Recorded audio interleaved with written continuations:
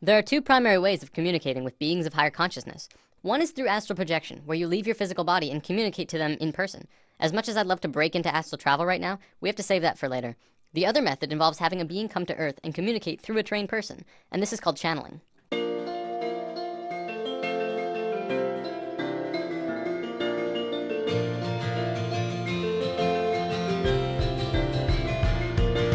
Channeling is a natural form of communication between humans and beings of higher consciousness, included but not limited to angelic beings, spirits of nature, non-physical entities, or even animals and pets.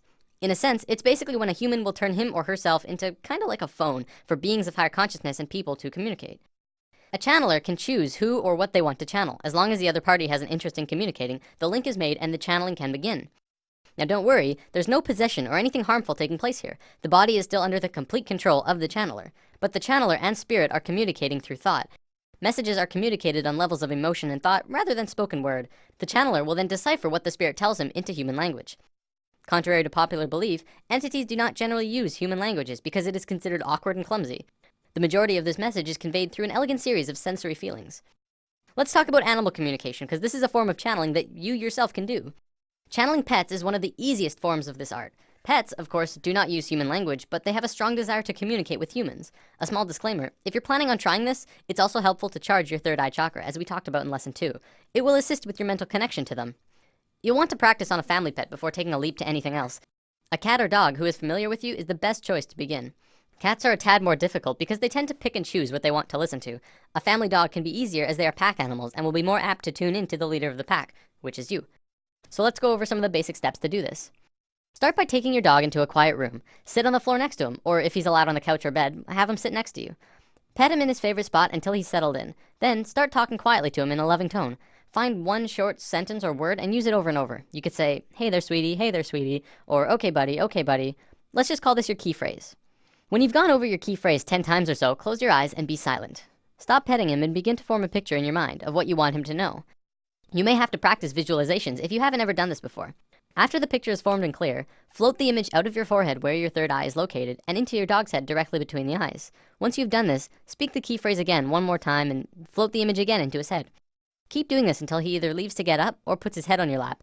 If he leaves, follow him and do it again. If you begin to get a reaction from him, like putting his head in your lap or something else, congratulations, you've just communicated with your dog. Cats are a bit more stubborn, so it'll depend on the cat you're trying to communicate with. The image you're visualizing to him may have to be their favorite cat treat or something that they really like. If they're especially loving snuggle cats, then that's all the better. Use the same directions with the dog though, and who knows, you could be talking with them in no time. If you have smaller animals like avians and reptiles, you have to remember that the animal has a smaller brain. The reception of pictures is apt to be slower and take longer.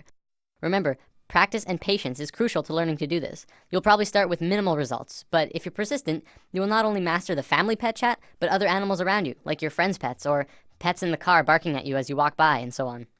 One big question that everyone has around now, well, do they talk back? Yeah, they do. I communicate with my cat Toonie and he always tells me what he wants, whether it's food, water, or to go outside. I've actually read that horses are really good at communication as well. In an article I'll be posting in the comments of this video, a woman said that one time she had a horse specifically ask for a green apple, not a red one. Had to be green. Of course, she immediately got one and gave it to her, and they started communicating more. I know what you're probably thinking. Well, don't I have to be psychic to do this? Well, yes, but everyone is psychic, but most people don't really realize it. There's a gland in the brain called the pineal gland, which scientists have actually labeled the psychic gland. Through charging your third eye chakra, you begin to activate the pineal gland and your psychic connection can begin. Just remember to release the concept that you'll hear words and allow yourself to feel into your animal friend. So now we understand how to channel beings of lower consciousness, animals. For beings of higher consciousness, it's essentially the same thing, only reversed. In this scenario, we are like the animal and we are communicating with beings who know and understand far more than we do. There are a plethora of channelings on the web that you can find. Some are really helpful, enlightening, and perceptive, and others are, well, not. It's important that when you're listening to or reading channelings, that you use discernment with what you're listening to. For the most part, you have no idea who or what is being channeled, and the only way you can really truly tell is through listening to what they are saying and finding truth in their words. If what is being said feels right, then go with that flow. If it does not, then you don't have to subject yourself to it. The final decision will have to come from you, though. Everyone channels differently as well. Sometimes channelings are quite boring, as the channeler will just lay down and connect internally and just let the information fly. Other times, the connection between the beings is stronger, and they'll walk around the room and talk and be quite lively. Then there's people like this. As has been often said, you are shifting your frequencies from one reality level to another, and this is so. But you are always shifting. You are shifting now. It is a natural thing that you do. You don't have to wait to shift. You've been shifting. You've been shifting all your lives. This is the way motion is created. This is what happens when you create the illusion of movement. The only way to create the illusion of movement is to actually shift from parallel reality to parallel reality that's slightly different than the reality you were in before. So you're shifting now, you're shifting now, you're shifting now, you're shifting now, you're shifting now. Through constantly shifting parallel realities. The idea is that you don't notice this so much because each new reality you shift to is very similar to the one you were existing in before. The idea of noticing the change is to create there to be a bigger difference between the parallel reality you shift to and the one that you were in before. That's when you know you're shifting. That's when you reveal to yourselves that you're always constantly shifting, and that learning to shift is not something you have to do. You do it automatically. You do it by your own second nature. It is natural to you to shift. This is the nature of how reality works. This is the nature of how change exists. So the question is not, can you shift? The question is, what will you shift to? And how different will you allow the shift to be based on your definitions and your belief systems of what you believe is possible for you? And this is why it is of paramount importance, as has been said this day, for you to really focus on the idea of the frequency, the vibrational frequency, the state of being that you prefer your reality to be, and thus then understand, based on what we have just said about shifting to parallel Earth realities, that when you change the vibration of your being, it's not that you change the world. It's that you take yourself, you shift yourself to a parallel Earth already existing on the vibratory level you have created within yourself. Now, I gotta admit, that's actually pretty cool.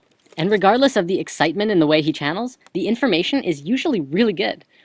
For those who are trying to channel entities on your own, I ask that you use caution when proceeding forward, but also have fun. There is a possibility that you encounter a negative entity who may try and trick you or steer you off course. For the most part, even the bad entities will act as good ones, because humans generally fall for it. I don't want to scare anyone away from this, though. The universe is full of amazing, positive beings of light who are here to help us in our time of need.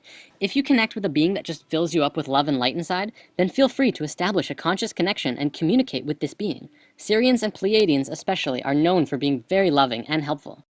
Sirians come from Sirius, the brightest star in the sky. The Pleiadians come from the Pleiades, which is a cluster of stars through the constellation of Taurus. To learn more about this, I recommend reading the book Bringers of the Dawn, or listening to the audiobook, which is available on YouTube. A lot of the information in spirit science does actually come from channeling. A man named Drunvalo Melchizedek was visited by a being named Thoth, roughly 30 years ago, and worked with him personally for many years.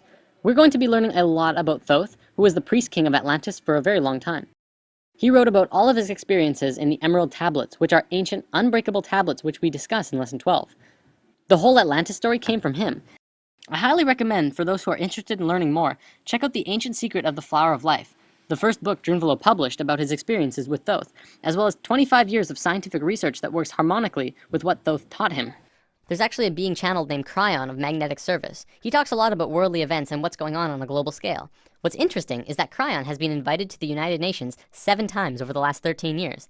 If the UN listens to channeling, maybe it deserves a little more credibility than we realize. On my YouTube, I'm going to be posting small snippets from various channels, but most of them from Crimson Circle. Crimson Circle started out in 1999 when a being named Tobias started communicating with Jeffrey Hope.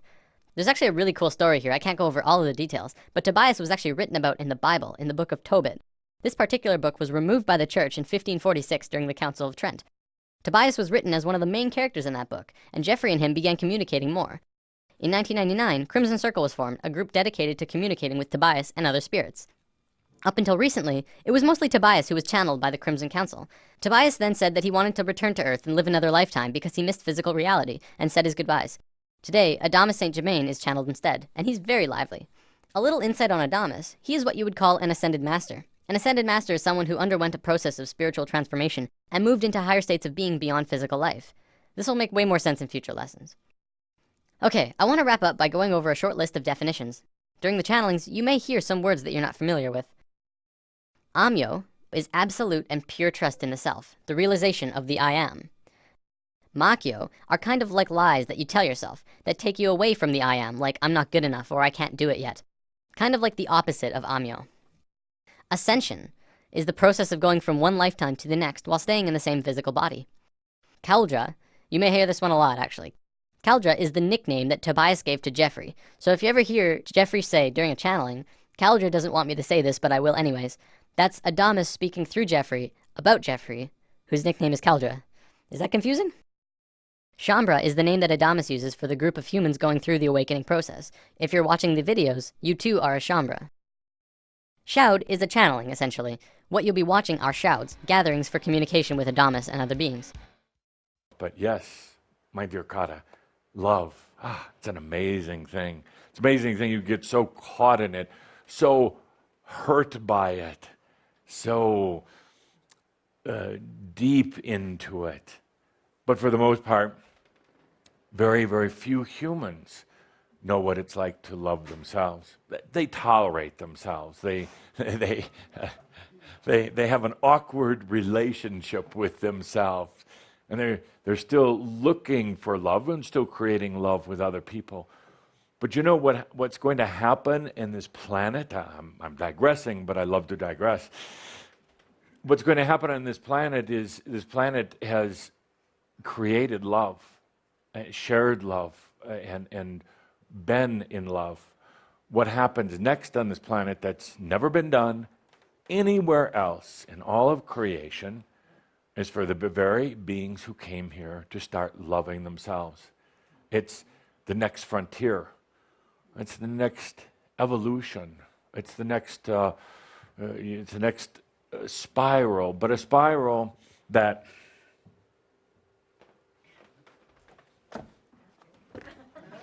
Oh my, no barkers? Oh. not that I'm so demanding. Run, A Forrest, simple run. cup of coffee, a marker is all I need to keep me happy. So you could say that your experiences have been like a big spiral and continuing to expand, continuing to experience and to share all that. But funny thing happens at a certain point in this awakening that you're going through. The spiral comes back into itself. And then you would have to create a hologram. You can't write it on the board like this, but you go through like a doorway into yourself. And you're never going to be alone in there because you found yourself, but you have an intimate understanding of everything and everyone else when you fall in love with yourself. Well, that wraps this one up. Happy channeling! Nothing like the sun to keep you from stumbling in the dark. Fall down once or twice, you figure out where you gotta start. All the scars have filled my heart with rain.